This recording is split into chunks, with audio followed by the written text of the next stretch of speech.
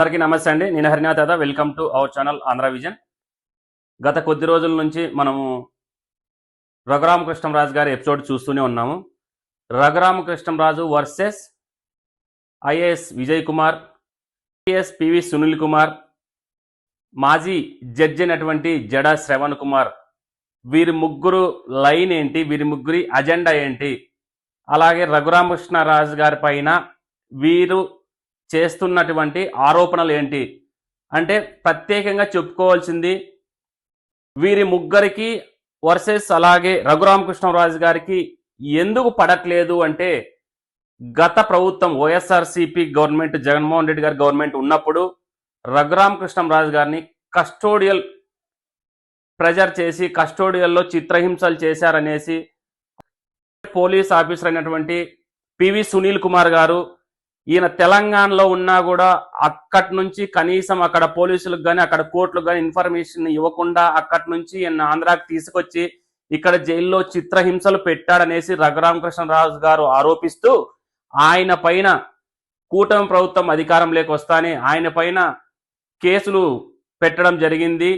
ఆ కేసులు పెట్టడం వల్ల ఆ కేసులు విచారణలో భాగంగా విచారణకు ఇబ్బంది అవుతుందనేసి పివి సునీల్ గారిని సస్పెండ్ చేయడం జరిగింది. ఆయన ఇప్పుడు ప్రజెంట్ సస్పెండ్లో ఉన్నాడు.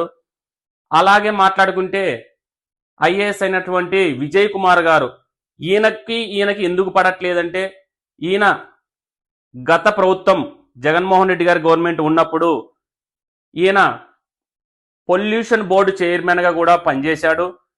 అలాగే ఈయన ఒకానొక టైంలో అమర్రాజా బ్యాటరీస్ విషయంలో కూడా ఆ ఫ్యాక్టరీ పైన కేసులు వేసేసి ఆ ఫ్యాక్టరీని కూడా మూతపడే విధంగా చేశాడనేసి ఆరోపణలు కూడా వినిపిస్తున్నాయి. మాజీ జడ్జి అయినటువంటి జడా శ్రవణ్ కుమార్ గారు గత ప్రభుత్వంలో జగన్మోహన్ రెడ్డి గారికి బాగా సపోర్టుగా మాట్లాడాడు. అప్పట్లో రఘురామకృష్ణరాజు గారు ఈయన బాగా క్లోజ్గా ఉండేవారు కూడా. వారానికి 4-5 సార్లు ఫోన్ కూడా మాట్లాడుకుండేవాళ్ళమని జడా శ్రవణ్ కుమార్ గారు చెప్పారు. అలాగే ఆయన పైన నాకు ఎటువంటి ఉద్దేశము లేదు, కాకపోతే రాజకీయంగా మాట్లాడుతున్నా అనేసి ఈయన చెప్పుకొస్తున్నాడు. కూటమి ప్రభుత్వం ఏర్పడిన తర్వాత పివి సునీల్ గారి పైన చర్యలు తీసుకోవాలనేసి ఆయనని పదవి నుండి డిస్మిస్ చేయాలనేసి రఘురామకృష్ణరాజు గారు గట్టి పోరాటమే చేస్తున్నారని చెప్పుకోవాలి. ఎందుకంటే ఆయనని గత ప్రభుత్వంలో 5 సంవత్సరాల కాలంలో చిత్రహింసలు చేశాడు, కస్టోడియల్ టార్చర్ చేశాడు, జైల్లో విపరీతంగా కొట్టాడు. ఒకానో టైంలో ఆయనని కింద పడుకోబెట్టి ఆయన పైన ఎక్కి చంపాలనే ప్రయత్నం కూడా చేశారు అనేసి రఘురామకృష్ణరాజు గారు చెబుతూ వచ్చాడు. ఇటీవల కాలంలో అతన్ని సస్పెండ్ చేయాలనేసి ఆయన ఒక లేఖ కూడా వదిలాడు. ఆ లేఖ సారాంశం ఏంటంటే ఈయన సర్వీస్లో ఉన్నట్టుగానే ఒక గవర్నమెంట్కి ఈ విధంగా చేశాడు, ఒక పార్టీకి ఈ విధంగా చేశాడు అనేసి ఆయన పైన ఆరోపణలు చేస్తూ ఆయనని డిస్మిస్ చేయాలని కూడా రఘురామకృష్ణరాజు గారు ఒక లేఖ రాశాడు.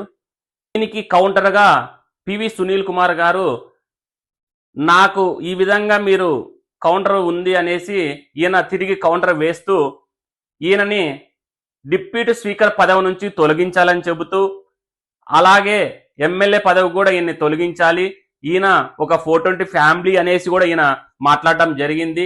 ఈయన బ్యాంకులకు దాదాపుగా 1000 కోట్ల పైన ఈయన బ్యాంకులకు డబ్బు ఎగ్గొట్టడనేసి ఆయన పైన ఈయన ఆరోపణలు కూడా చేయడం జరిగింది. ఈ విధంగా ఒకరికొకరు విమర్శలు చేసుకుంటూ దానికి తోడు ఈయనకి జడా శ్రవణ్ గారు కావచ్చు, అలాగే ఐఏఎస్ అయినటువంటి విజయ్ కుమార్ గారు కావచ్చు, వీళ్ళందరూ కూడా ఈయనకి పివి సునీల్ గారికి సపోర్ట్ చేస్తూ వస్తున్నారు. వీళ్ళ ముగ్గురు రఘురామకృష్ణరాజు గారి మీద ఎందుకు పడుతూ వస్తున్నారు అంటే గత ప్రభుత్వంలో వీళ్ళు చేసిన కొన్ని తప్పులని రఘురామకృష్ణరాజు గారు ఎత్తి చూపుతూ వస్తుండడమే దీనికి ప్రధాన కారణం. అవి ఏమిటంటే ఒకవేళ ఐఏఎస్ విజయ్ కుమార్ గారు కావచ్చు, ఐపీఎస్ పివి సునీల్ కుమార్ కావచ్చు, అలాగే జడా శ్రవణ్ గారు కావచ్చు, వీరు గత ప్రభుత్వాల్లో చేసిన తప్పుల్ని పదే పదే ఈయన చెబుతూ దానికి కౌంటర్ వీళ్ళు ఇస్తూ వస్తున్నారు. ఏది ఏమైనా కూడా రానున్న కాలంలో ఏం జరుగుతుందో చూద్దాం. Thank you.